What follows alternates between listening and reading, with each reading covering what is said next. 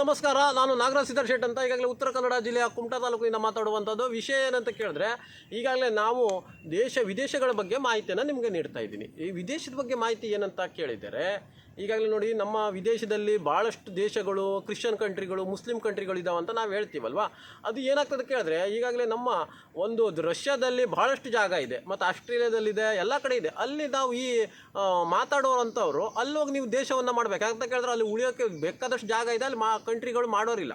ಆ ಒಂದು ನಿಟ್ಟಿನಲ್ಲಿ ಕೆಲವೊಂದು ಜನ ಸುಳ್ಳು ಮಾಹಿತಿಯನ್ನು ಕೊಡ್ತಾರೆ. ಅದು ವಾಸಕ್ಕೆ ಯೋಗ್ಯ ಇಲ್ಲದ ಸ್ಥಳ ಆಗಿರ್ತದೆ, ಅದು ಕಂಟ್ರಿಗಳವರು. ಯಾಕಂದ್ರೆ ಕೆಲವೊಂದು ವಾಸಕ್ಕೆ ಯೋಗ್ಯ ಇಲ್ಲದ ಜಾಗಗಳು ಭಾಳಷ್ಟಿದೆ, ಜ್ವಾಲಾಮುಖಿ ಆಗುವಂಥದ್ದು, ಭೂಕಂಪ ಆಗುವಂಥದ್ದು. ಅದ್ರ ಬಗ್ಗೆ ತಮಗೆ ಹೇಳೋಕ್ಕೆ ಇಷ್ಟಪಡ್ತೀನಿ. ಯಾಕಂತ ಕೇಳಿದ್ರೆ, ಅಂಥ ಜಾಗದಲ್ಲಿ ಹೋಗ್ಕೊಂಡು ನಾವು ಎಷ್ಟು ದೇಶ ಬೇಕಾದ್ರೂ ಕಟ್ಬೋದು. ಯಾಕಂತ ಅಲ್ಲಿ ಡಾಮಿನೇಟ್ ಜಾಸ್ತಿ ಧರ್ಮದವರು, ಯಾರು ಜಾಸ್ತಿ ಜನಸಂಖ್ಯೆ ಇರ್ತದೆ ಯಾವ ಧರ್ಮದವರು, ಆ ಧರ್ಮಕ್ಕೆ ಅಲ್ಲಿ ದೇಶವನ್ನು ಮಾಡ್ಕೊಂಡು ಕುಳ್ಬೋದು, ಒಂದನೇದು.